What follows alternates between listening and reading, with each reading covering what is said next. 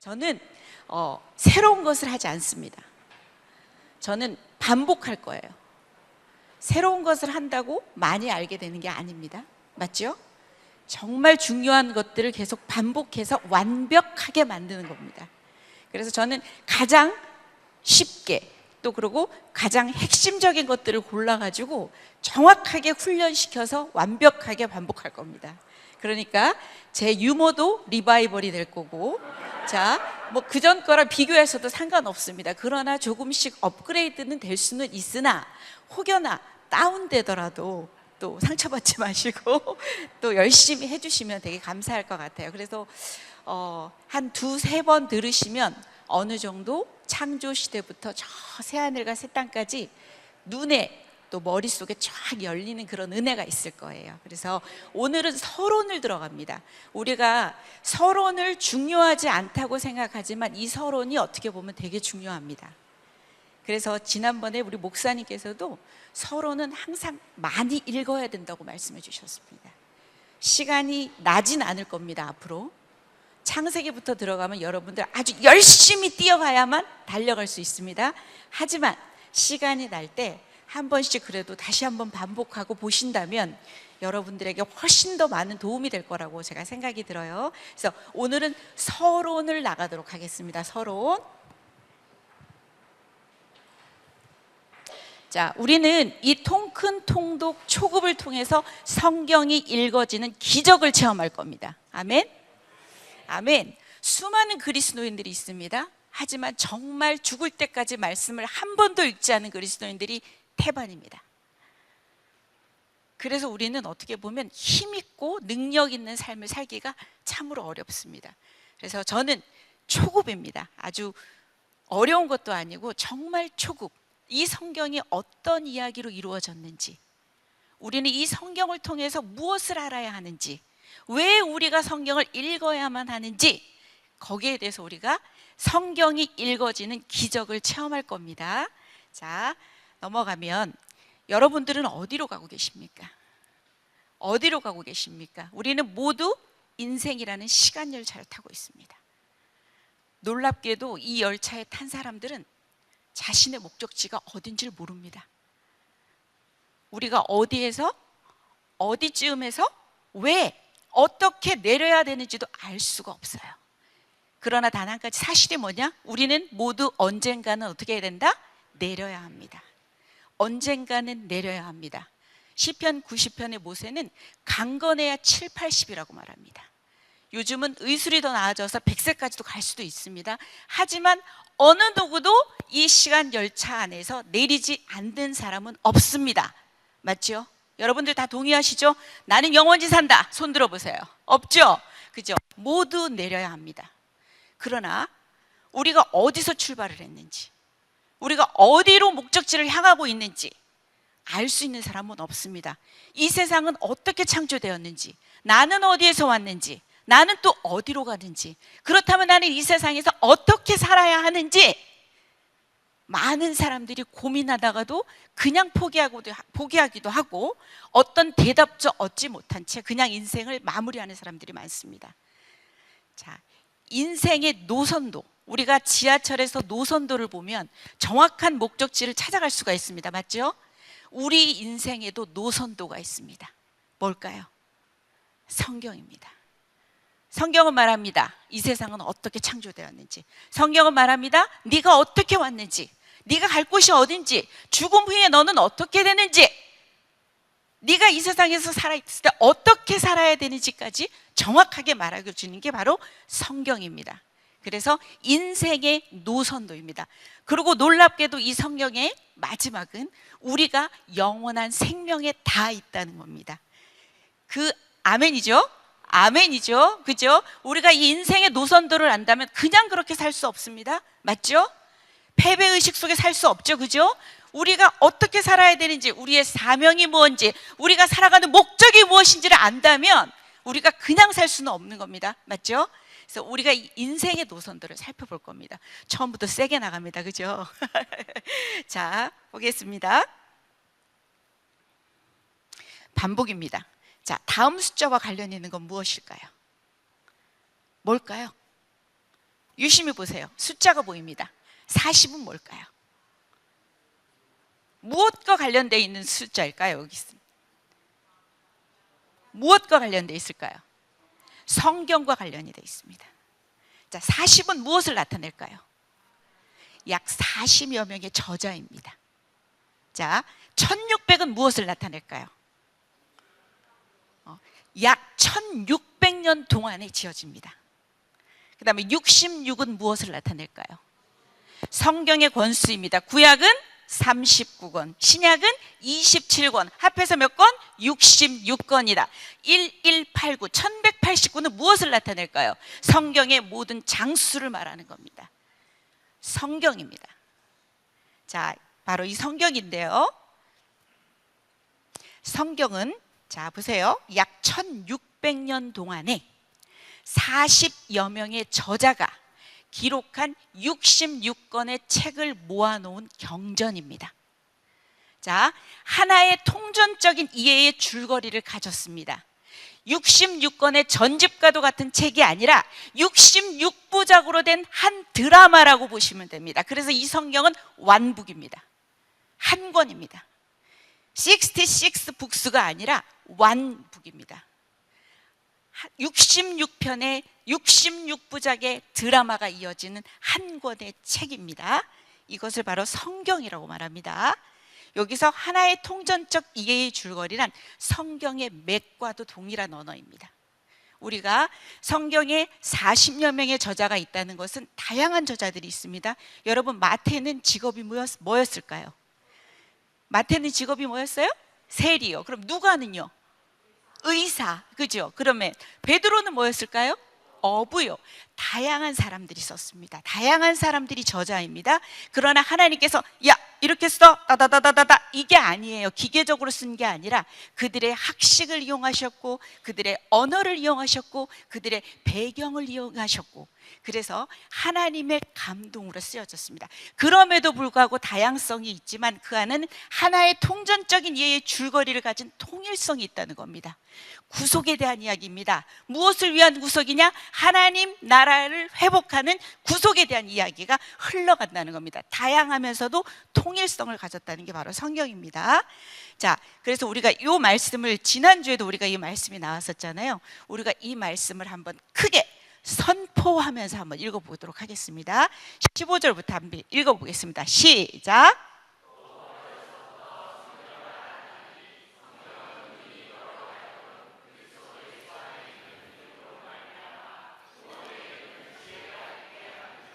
16절 모든 성경은 하나님의 감동으로 된 것으로 교훈과 책망과 바르게 함과 의로 교육하기에 유익하니 이는 하나님의 사람으로 온전하게 하며 모든 선한 일을 행할 능력을 갖추게 하려 함이라. 디모데후서 3장 15절에서 17절의 말씀입니다.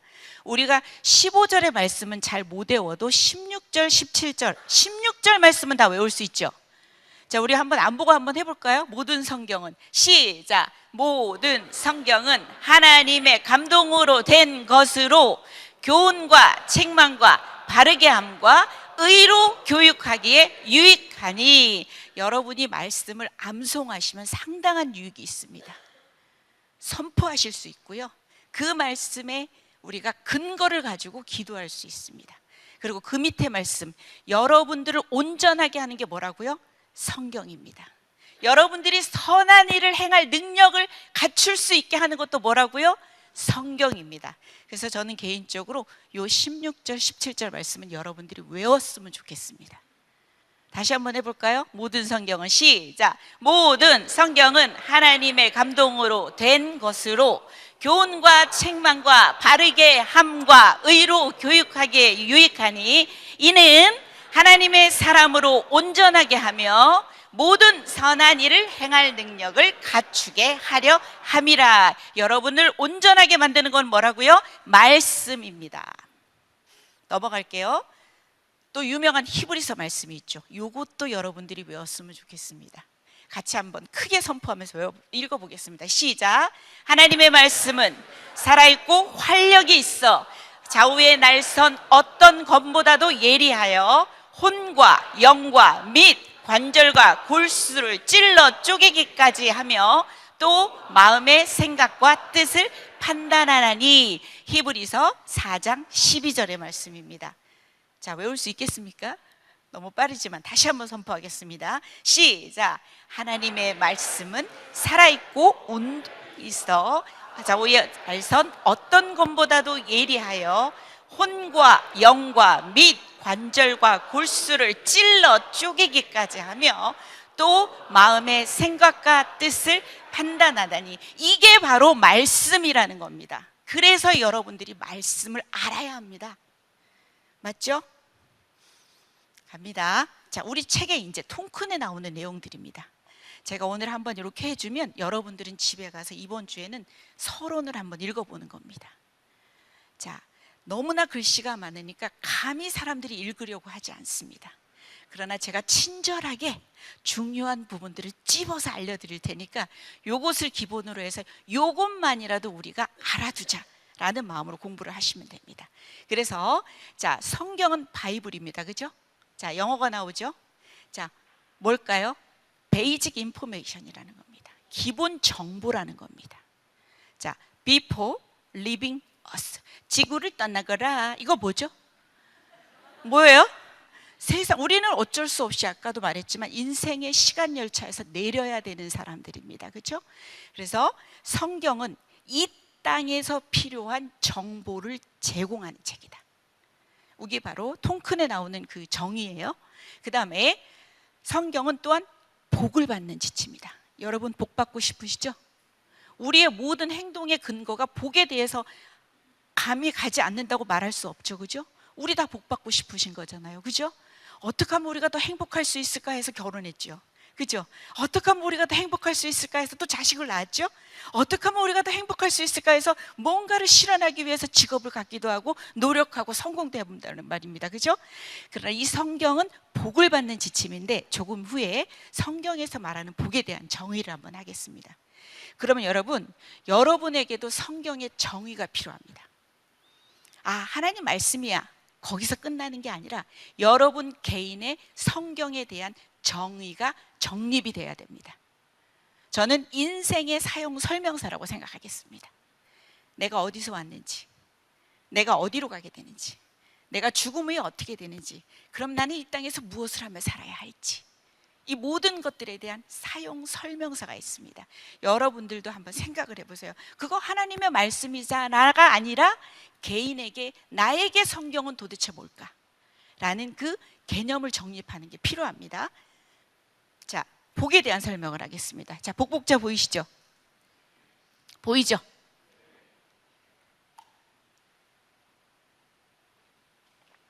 자, 복은 빨간 글씨 한번 크게 읽어보십시다. 시작. 자, 우리가 저기서 입구가 보일 겁니다. 네모 보이시죠? 네모.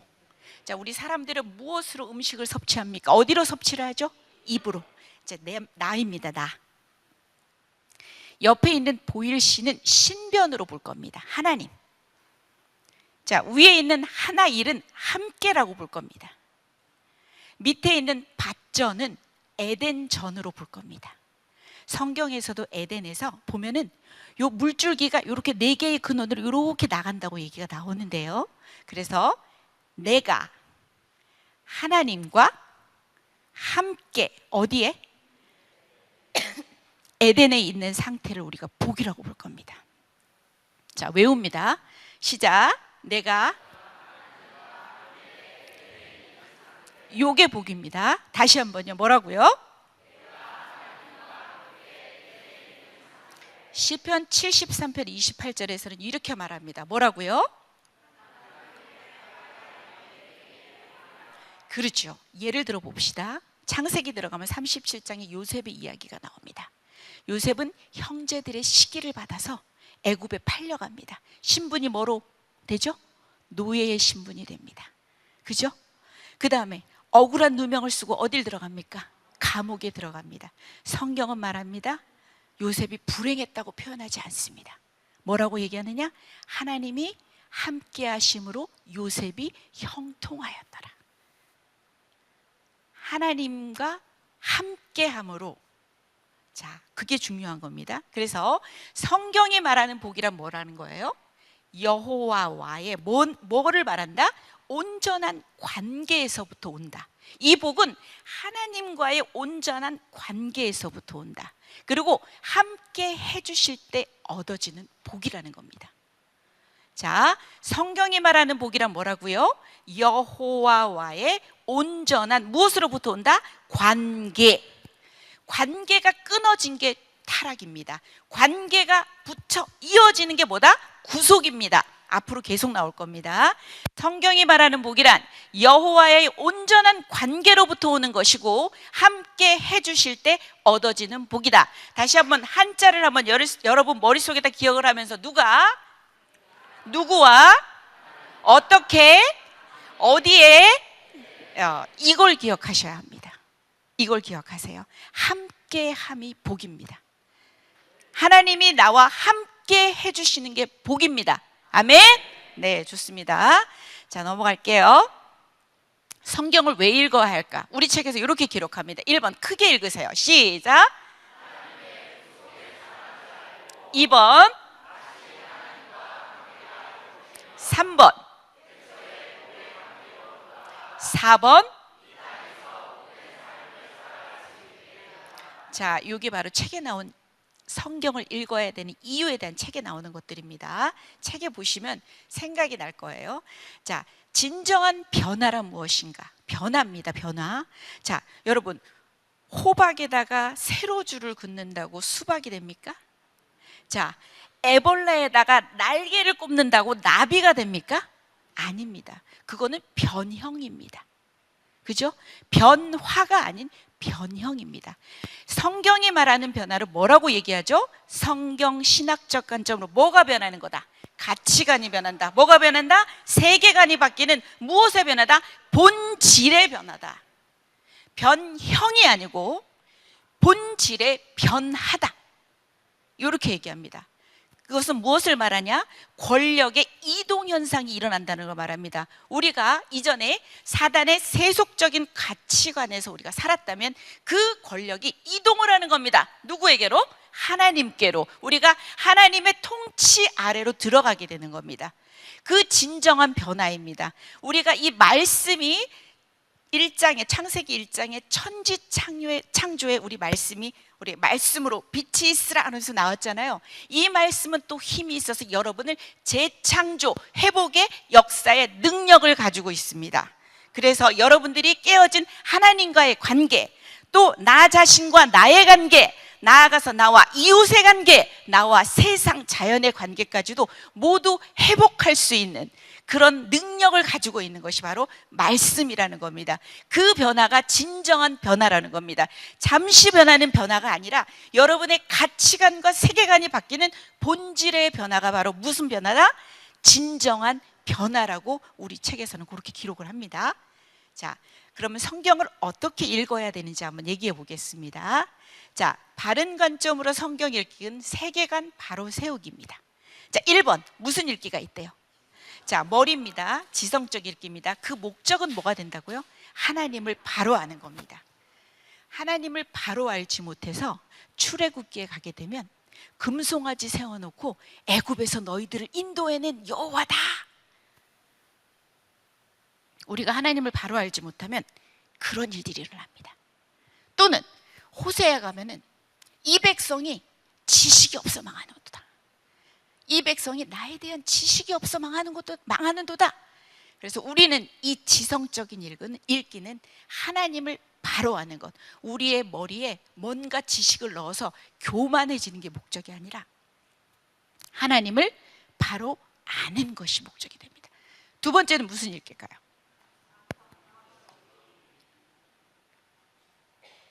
첫 수업이라 또 이렇게 목이 많이 타고 하는데 아마 갈수록 좋아질 겁니다. 자, 이 감성적인 읽기는 이제 그 하나님과 바른 관계를 맺는 겁니다. 죄송합니다. 지식의 습득에서 끝나는 것이 아니라 그 하나님과 바른 관계를 맺는 거죠. 뭐냐? 말씀의 내면화 과정입니다. 그리고 묵상의 과정이라고 생각하시면 됩니다. 하나님에 대해서 바로 알았습니다. 그런데 그 하나님이 나랑 상관이 없어. 그 하나님과 관계를 맺는 것이 바로 감성적인 읽기입니다. 세 번째, 거기에서 끝나면 안 됩니다. 어디까지 간다? 의지적인 읽기까지 가게 됩니다. 그 관계 맺은 대로 살아내는 겁니다. 레위기 26장의 말씀처럼, 신명기 28장의 말씀처럼 지켜 행하는 겁니다. 순종하는 겁니다. 순종하는 그곳에 하나님 나라가 서는 겁니다. 여러분들 말씀을 한번 생각해 보세요. 요즘에 지금 여호수아 말씀을 기록하고 묵상을 하고 있잖아요, 그죠? 우리가 처음에는 지성적 머리로 읽습니다. 오늘 라합에 대해서 나왔어요, 그죠? 라합은 들음으로만 하나님을 상천하지의 하나님이라고 고백을 합니다. 맞죠? 그 사람이 홍해가 갈라지는 기적을 보았을까요? 그 사람이 하나님의 기적을 보았을까요? 아닙니다. 하지만 그 라합은 들음으로, 마치 로마서 10장 17절에 나오는 믿음은 들음에서 나고 들음은 그리스도의 말씀으로 말미암았느니라 하는 것처럼 들음으로 그 여인은 하나님을 신앙 고백합니다. 그죠?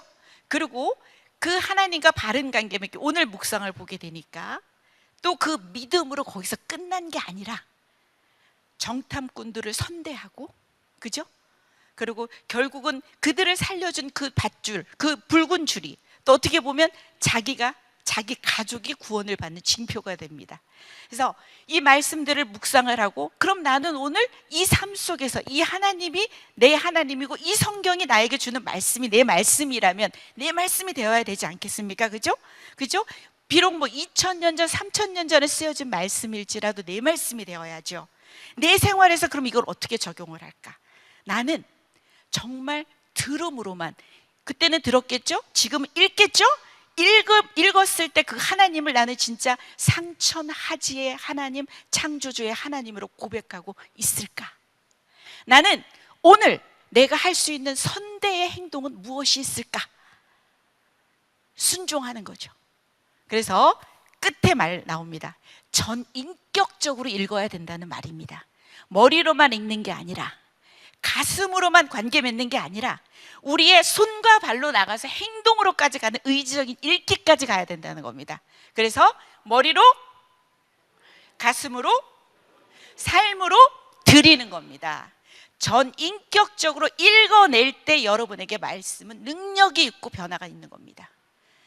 요것 또한 여러분들이 복습하면서 보시면 됩니다. 자, 지성적, 감성적, 의지적 읽기가 다음에 이제 성경신학적 관점으로 연결이 될 겁니다.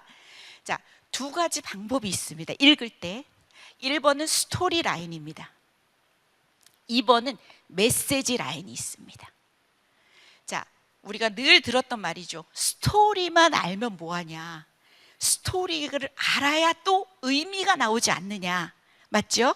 스토리, 그 줄거리 따라 읽기는 뭐냐면 시간의 흐름의 순서대로, 그 분류된 순서대로 읽어내는 겁니다. 육하 원칙에 의해서 누가, 언제, 어디서, 무엇을, 어떻게, 왜 사실과 내용을 파악합니다. 줄거리를 파악합니다. 팩트 중심이고 공부할 수 있습니다.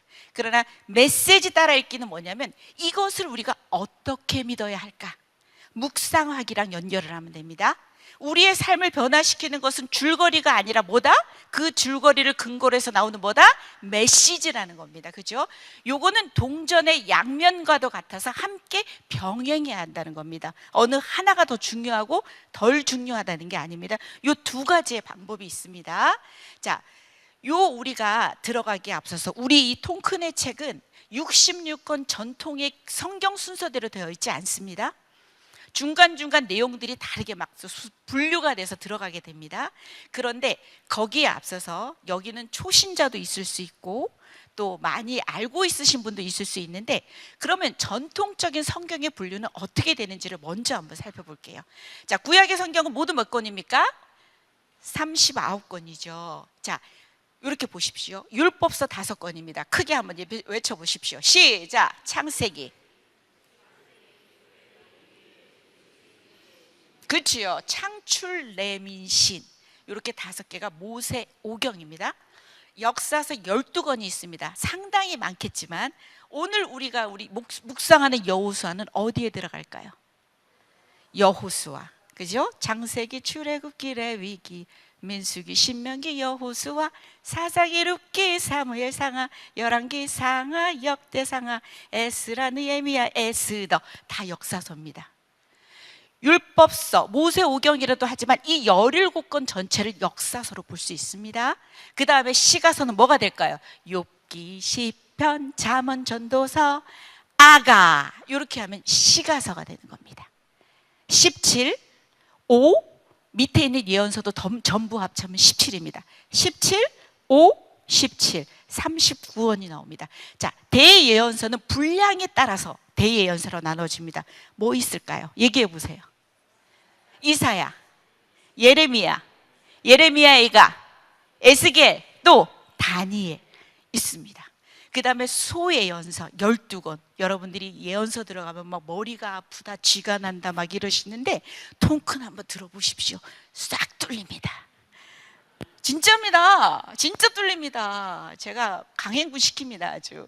그래서 소예언서는 여러분들이 알고 있는 게 뭐 있을까요? 아까 전에도 얘기했던 호세아도 들어갈 거고, 그죠? 또 뭐 있을지 얘기해 보세요.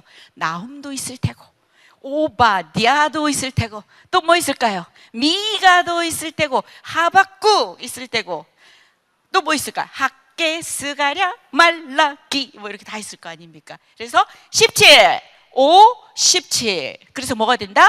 39권. 역사서, 시가서, 예언서. 이렇게 머릿속에. 우리 전통적으로 이 성경은 이렇게 구성이 됩니다. 요거는 우리 초신자들 분들도 아셔야 되잖아요. 그죠? 심지어 어떤 분은 룻이 여자였어? 뭐 이러는 사람도 있어요. 네, 우리가 진짜 무식하죠. 자, 그 다음 신약 성경으로 넘어가겠습니다. 복음서 4권입니다. 크게 외쳐주세요. 시작. 마태, 마가, 누가, 요한. 이렇게 4권입니다. 신약에 역사서가 1권이 있습니다. 뭘까요? 사도행전. 이렇게 되는 겁니다. 그 다음에 바울의 서신이 13권입니다. 다 알고 계시죠? 물론 이거는 신약에 가서 배울 건데, 예를 들어 저는 이제 얘기를 하면 우리가 뭐가 됐어요? 마태, 마가, 누가, 요한, 사도행전. 그럼 뭐가요? 로마서, 고린도, 전후, 갈라디아서 이러면서 쫙 나가서 13권이 나오고, 공동서신은 바울 이외의 사도가 쓴 편지입니다. 말씀해 보세요. 어떤 사도가 있었을까요? 베드로전후서, 또 요한 1, 2, 3서, 또 야고보서, 또 히브리서, 또 유다서. 이렇게 하면은 8권이 들어가게 됩니다. 그 다음 마지막 예언서는 1권입니다. 뭘까요? 요한계시록. 이래서 27권. 앞에 39 더하기 27 모두 몇 권이다? 66권. 이게 바로 여러분들 성경책에 그대로 순서로 된 분류가 되는 겁니다. 그러나 우리는 요렇게 하지 않습니다. 왜냐? 시간 순서대로 이렇게 가야 여러분들이 스토리 라인을 따라갈 수 있습니다. 스토리 라인대로 우리 전통적인 성경은 그대로 써 있지가 않습니다. 그래서 이 책은, 통크는 시간 순서별로 해가지고 구속사적 시간 흐름으로 나누고 각 시대에 해당되는 성경을 분류합니다. 그래서 이렇게 분류해서 읽는 이유가 뭐냐면, 역사성을 고려하고 시대적 배경을 이해하고 그 속에서 역사하시는 하나님의 마음을 이해하고, 그 다음에 그 원독자들, 그 당시 원독자들에게 이 성경은 어떻게 적용이 되어졌고, 현재 2000년, 3000년이 넘어온 나에게, 우리들의 삶 가운데 이것이 어떻게 적용되는가에 대해서 실감나게 이해할 수 있습니다. 그래서 말하자면 우리가 배울 것들은 다음 시간부터 가게 되지만, 예를 들어 설명을 하면요, 다윗은 어느 왕국의 사람일까요? 아직 배우지 않은 부신도 있던데 통일왕국 시대의 왕입니다. 자, 시편의 절반 이상을 쓴 사람이 누굴까요? 다윗입니다. 그래서 순서는 그렇게 가지 않지만 우리가 통일왕국 시대에 다윗이 나오는 성경에 어떤 성경이 있을까요? 사무엘 상이 있고 사무엘 하가 있고 역대상이 있어요.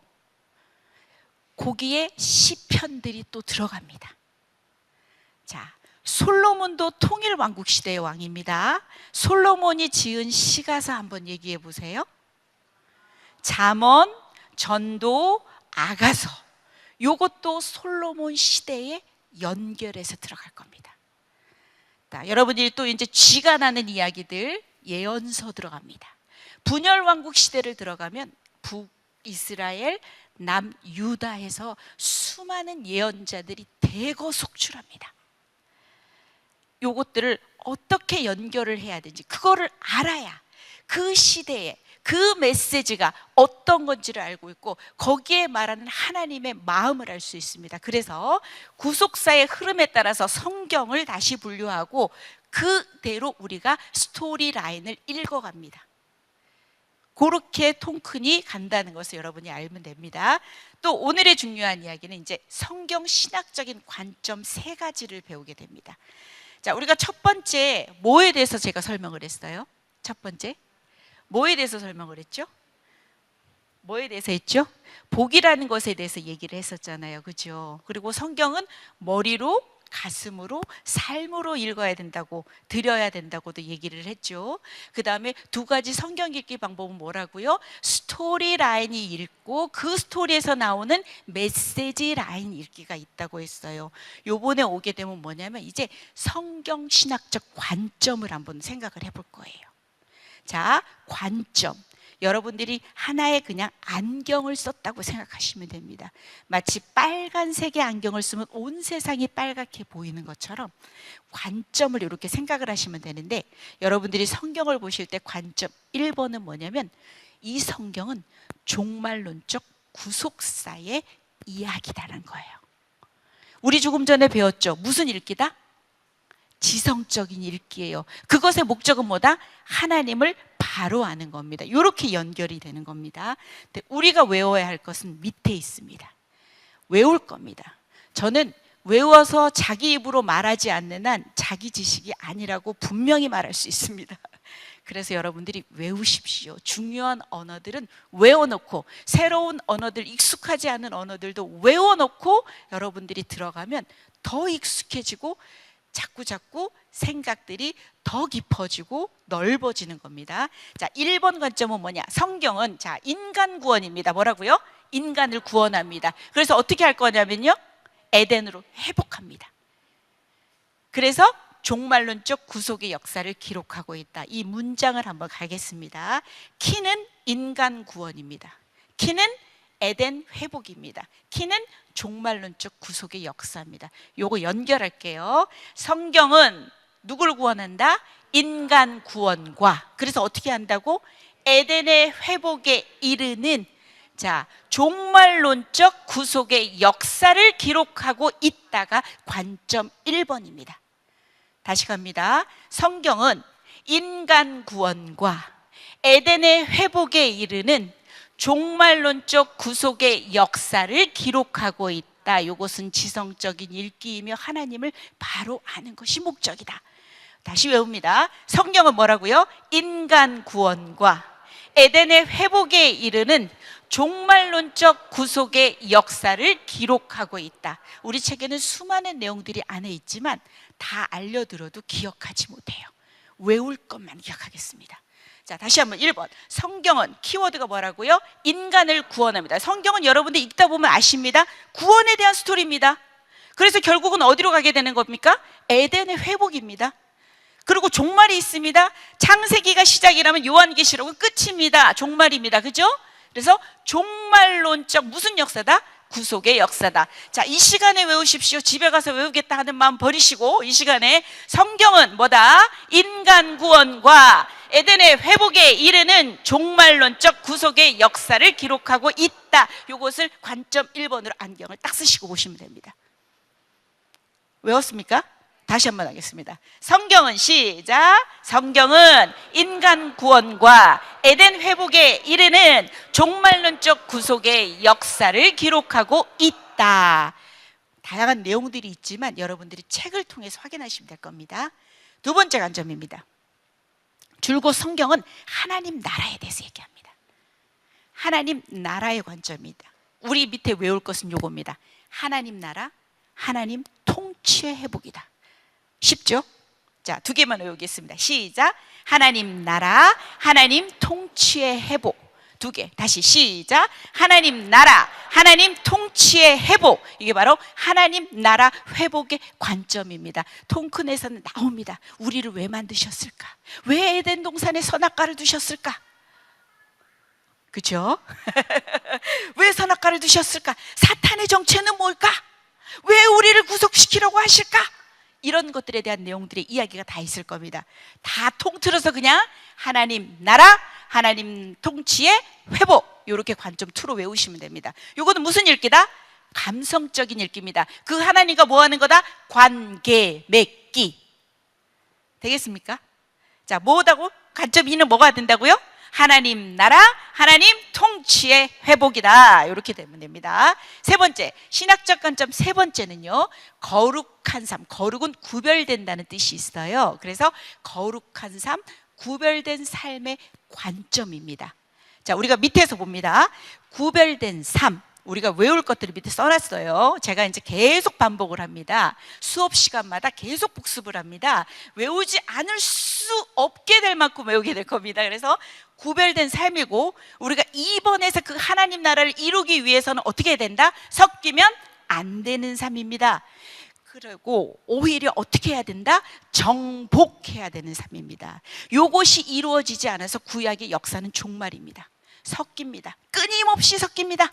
신명기에서 그렇게 진멸하라고 했는데 여호수아 때도 정확하게 점령은 했으나 정복하지 못했다.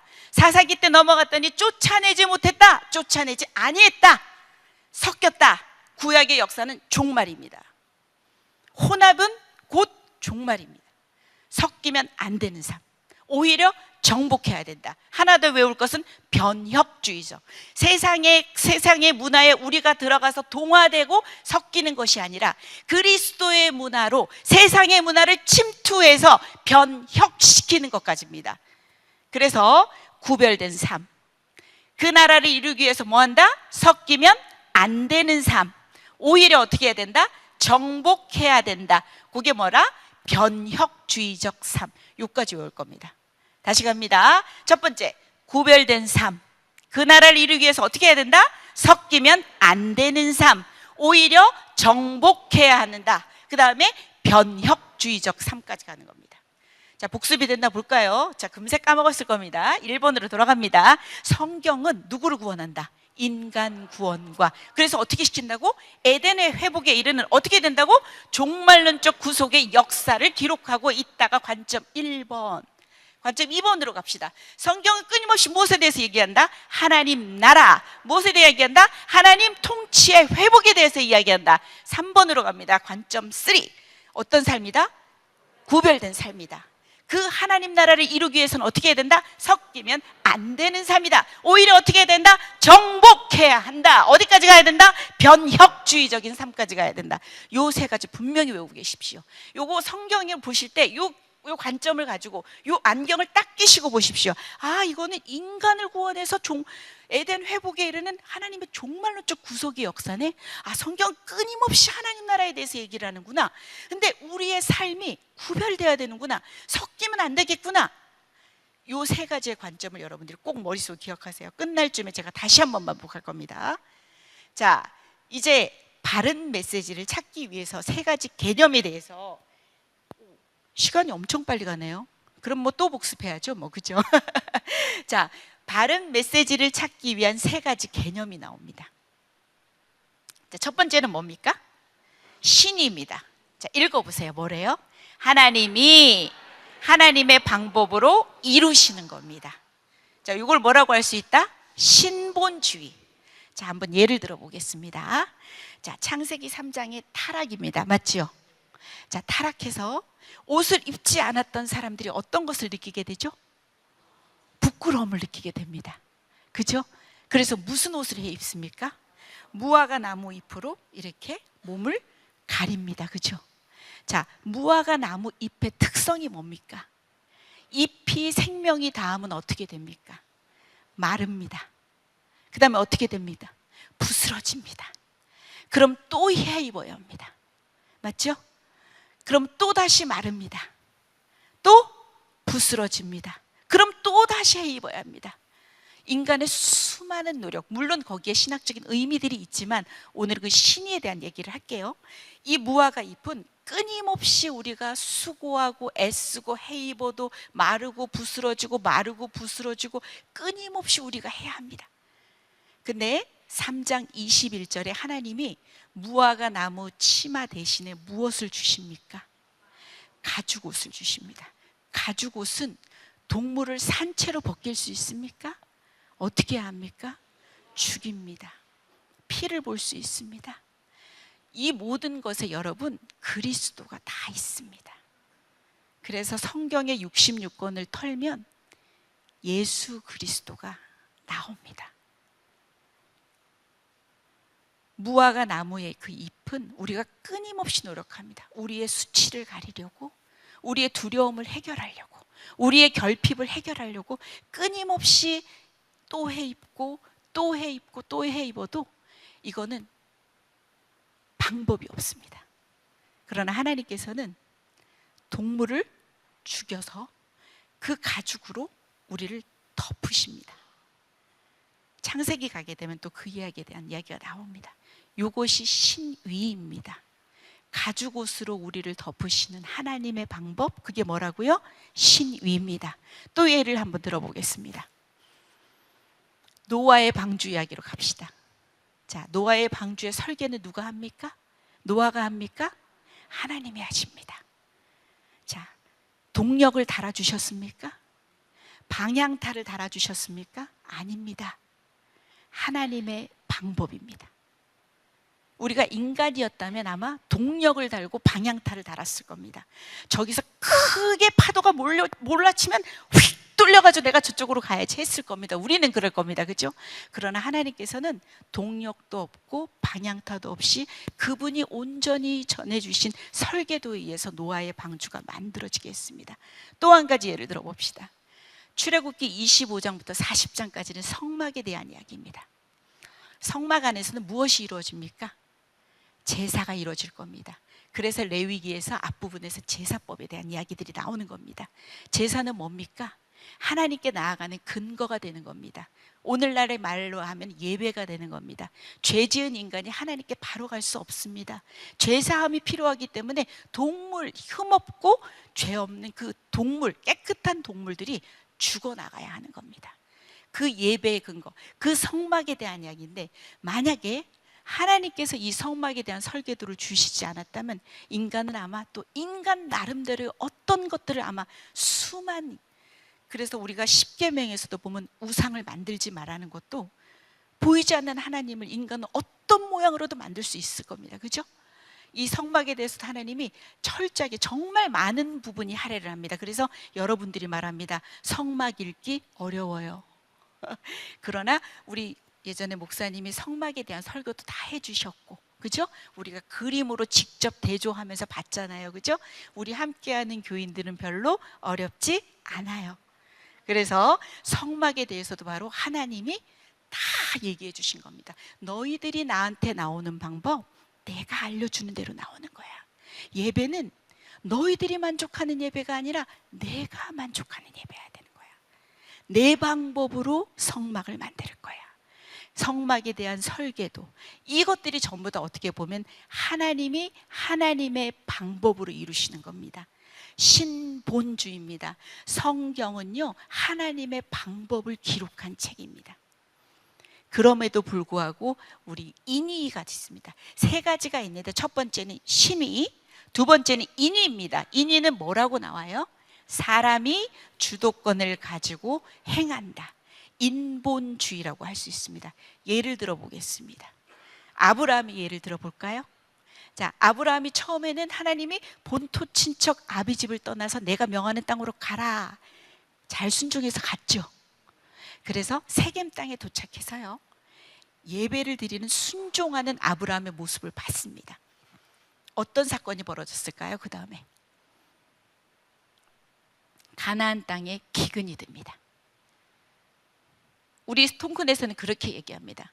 하나님께서 보내셨으니까 하나님께 여쭙고, 하나님 제가 이럴 때 어떻게 해야 될까요? 라는 그런 것으로 해서 그곳에서 살아내야 되는데, 아브라함은 바로 애굽으로 내려갑니다. 그 당시에 제국입니다. 먹을 것이 풍부했을 겁니다. 그런데 가서 위협적인 사건이 있습니다. 아내가 너무 예뻐, 진짜 예뻐. 바로가 탐을 냅니다. 하나님께서 아브라함에게 약속하신 것은 하나님 나라를 세우겠다는 겁니다. 백성이 주어지고 땅이 주어지고 주권이 있을 텐데, 이 백성이 만약에 사라가 바로와 결혼을 하게 되면 하나님 나라의 백성이 만들어지는 사건에 상당한 리스크가 오게 됩니다. 맞죠? 그래서 어떻게 합니까? 아브라함은 어떻게 합니까? 아내를 뭐라고 속입니까? 누이라고 속입니다. 결국 그러지만 하나님은 또다시 아브라함을 툭툭툭툭 치면서 하나님의 열심으로 약속한 그 나라를 이루어 가십니다. 우리는 다음 시간에 그 이야기를 보게 될 겁니다. 그렇게 실수하는 아브라함, 인위가 항상 나옵니다.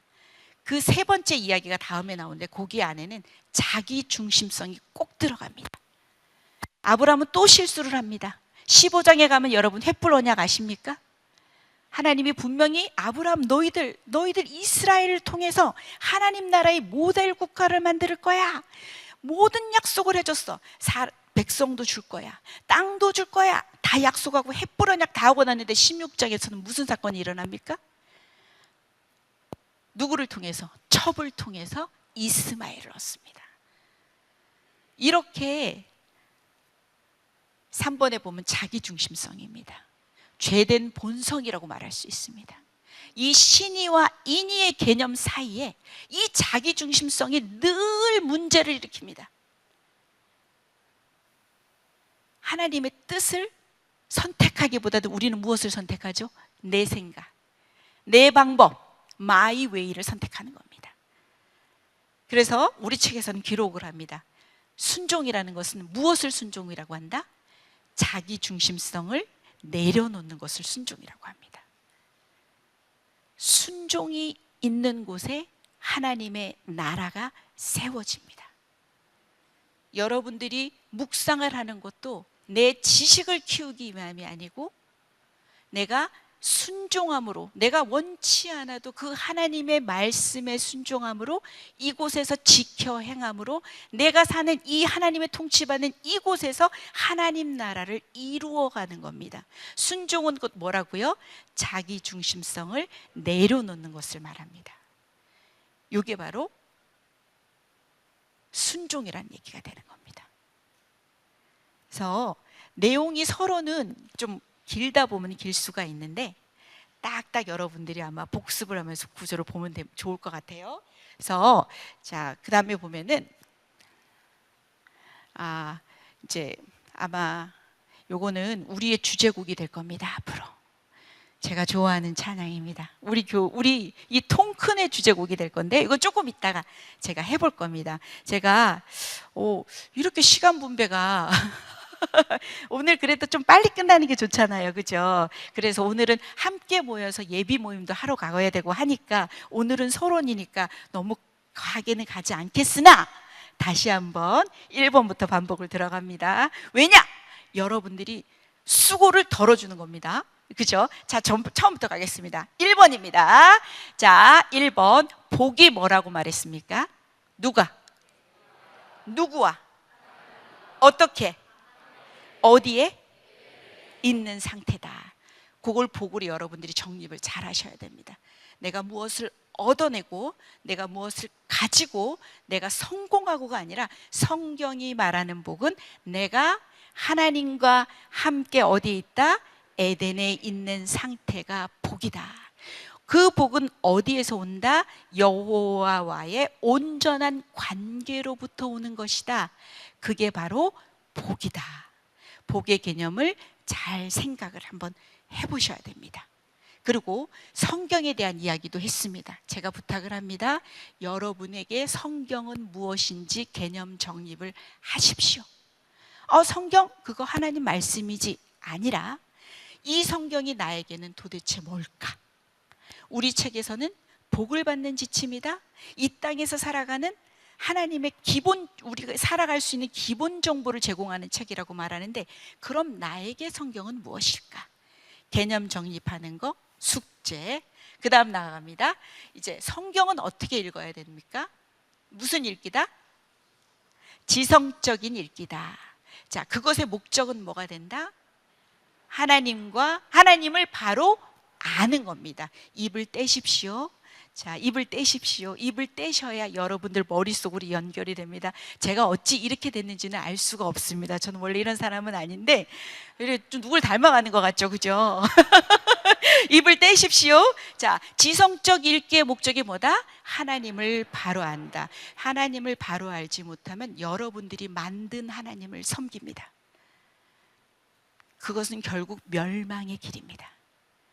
자, 지성적인 읽기는 무슨 목적이다? 하나님을 바로 아는 거다. 요걸 가지고 여러분들이 지식이 쌓였다 해서 교만해져서는 안 됩니다. 요것은 하나님을 바로 아는 것입니다. 신약에서도 말합니다. 영생은 하나님과 그가 보내신 예수 그리스도를 아는 것이라고 말합니다. 그래서 여러분, 예수를 믿는다는 것은 여러분들이 공부를 해야 됩니다. 여행을 갑니다. 아는 만큼 보이죠? 전혀 모르면 눈에 들어오지 않습니다. 내가 와서 무엇을 보고 왔는지도 기억이 나지 않습니다. 아는 만큼 보입니다. 아는 만큼 더 알고 싶어집니다. 그분이 더 알고 싶어집니다. 말씀이신 하나님이 정말 알고 싶어집니다. 그분의 능력을 받아서 살고 싶어집니다. 그런 하나님 우리가 바로 알아야 되지 않겠습니까?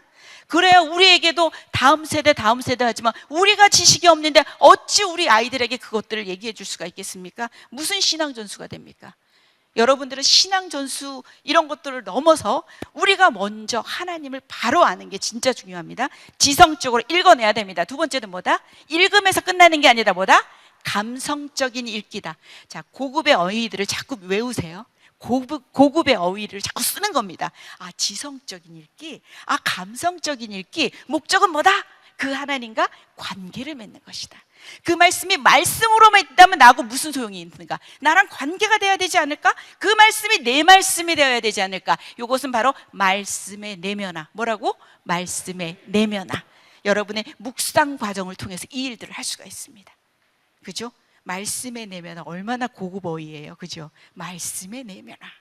그죠? 어디 가서 얘기해도 상당히 유식해 보이겠죠, 그죠? 자, 세 번째로 갑니다. 무슨 읽기가 된다? 의지가 들어가야 됩니다. 우리가 믿음에서도 지정의가 필요하듯이 이 성경 읽기에서도 지정의가 다 필요합니다. 의지적인 읽기는 무엇을 말한다?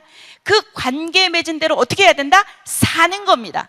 지켜 행하는 겁니다. 왜? 그 순종이 있는 곳에 하나님 나라가 이루어지는 겁니다. 그죠? 그래서 우리가 한 문장으로 외우겠습니다. 시작. 머리로, 가슴으로, 삶으로 이렇게 하는 겁니다.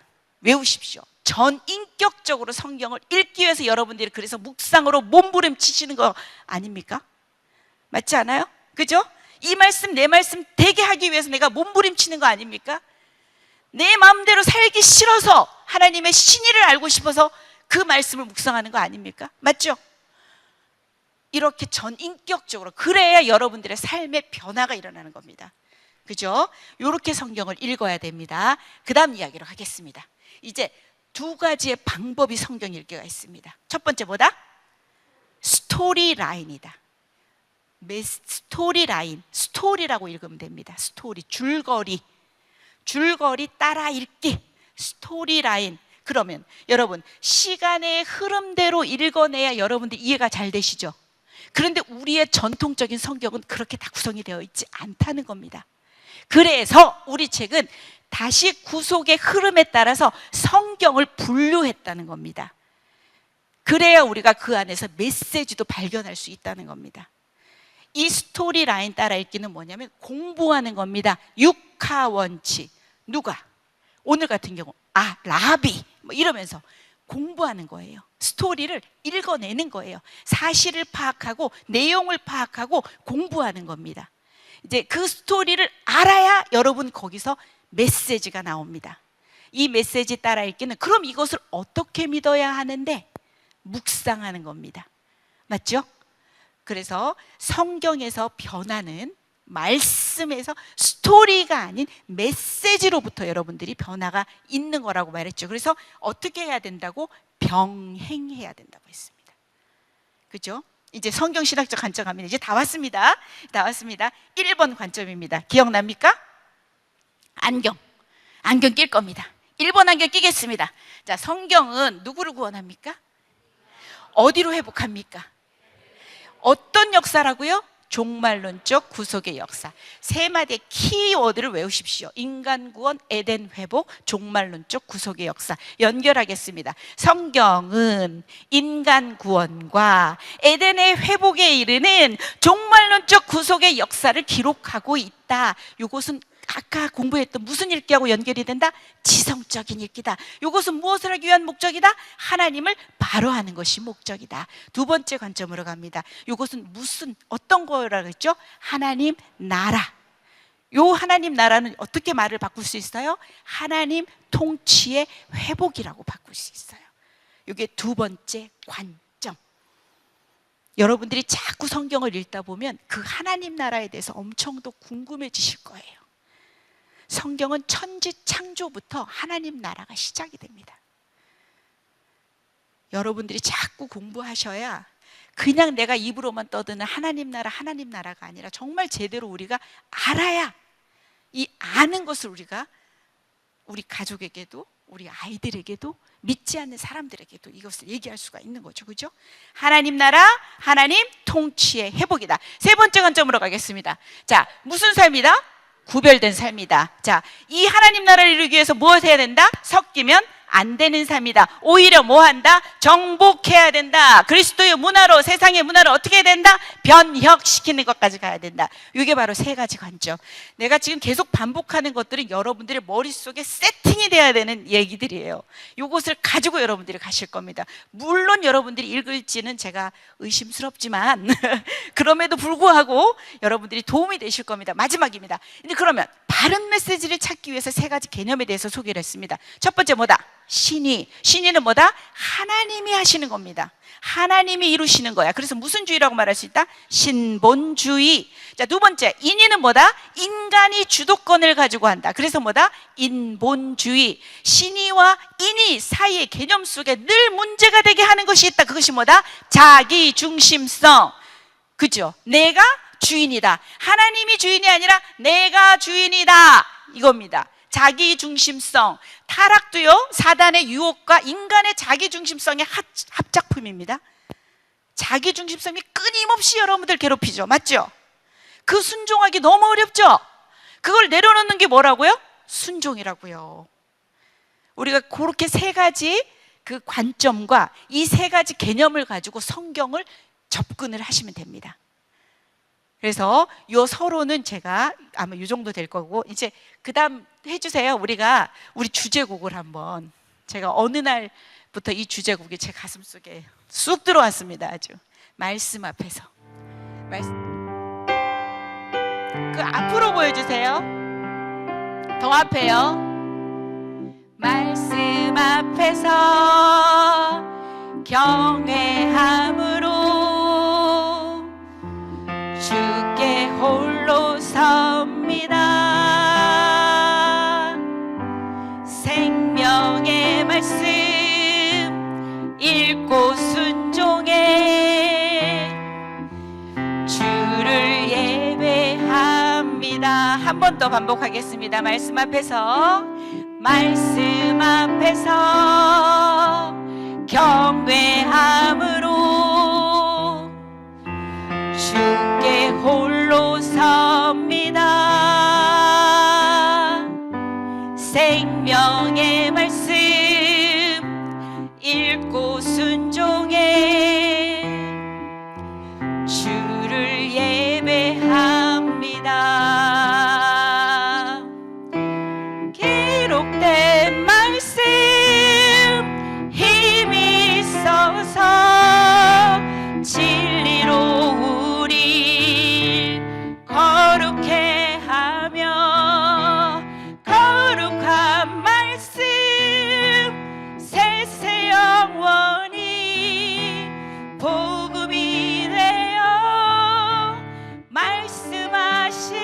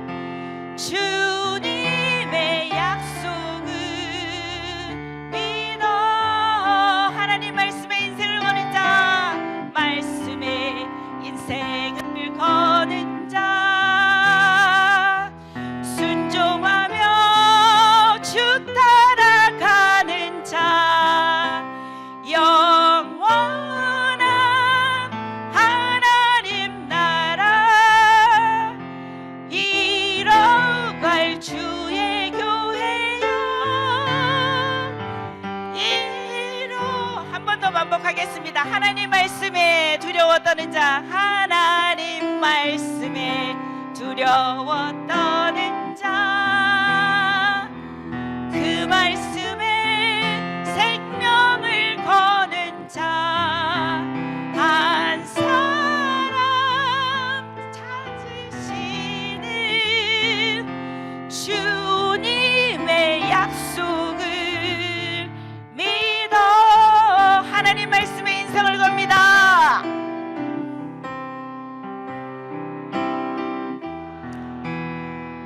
순종하며 주 따라가는 자, 영원한 하나님 나라 이뤄갈 주의 교회여 일어나라. 아멘. 우리의 주제곡이 될 겁니다. 우리는 하나님 말씀에 인생을 걸 겁니다. 한번 걸어봐야 되지 않겠습니까? 우리가 그래도 죽기 전에 한번 말씀에 걸어보고 그렇게 정말 능력 있는 삶을 한번 살아봐야 되지 않겠습니까?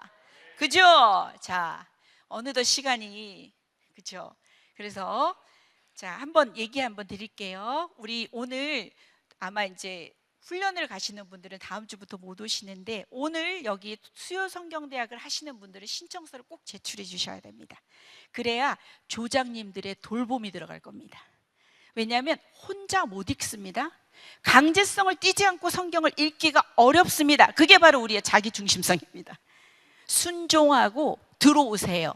그리고 조장님의 돌봄을 받으세요. 함께 지어져 가세요. 그러면 어떻게든 12월이 되면 성경 일독은 하십니다. 오케이? 네. 그 다음에 두 번째, 다음 주 창세기 이제 들어갈 겁니다. 창조 시대와 족장 시대로 13시대 중에 2시대를 들어갈 겁니다. 그리고 제가 계속 조장님들을 통해서 성경 읽을 분량들을 매일마다 제시가 되는 그 쪽지들이 나갈 겁니다. 그래서 그 일정에 따라서 성경 통독을 시작하시면 됩니다. 근데 오늘 아마 다 이렇게 신청서나 이런 것들이 완벽하지가 않아서, 그러니까 오늘은 조장님들만 만나고 이제 신청되신 분들을 다 조장님들에게 이제 한번 배치하는 그 작업을 할 겁니다. 그러면 여러분들이 이번 주는 무엇을 하는 게 숙제다? 서론은 읽어보는 겁니다. 다음 주 수요일부터는 바로 창세기 들어갑니다. 하루도 쉬지 않습니다. 월화수목금토 일일까지 전부 다 읽어냅니다. 여러분들이 끝까지 달려내야만 계시록까지 가게 됩니다. 오늘 수업 여기서 마치겠습니다.